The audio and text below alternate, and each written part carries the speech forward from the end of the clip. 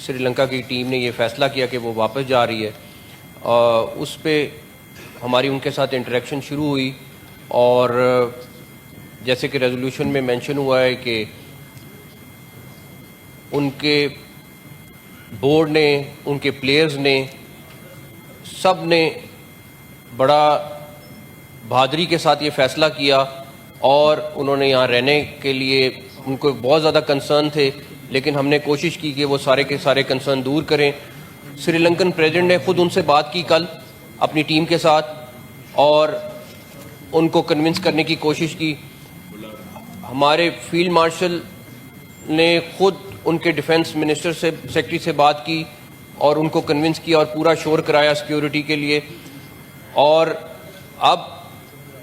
Pakistan army, rangers اور اسلام آباد police مل کر ان کی سیکیورٹی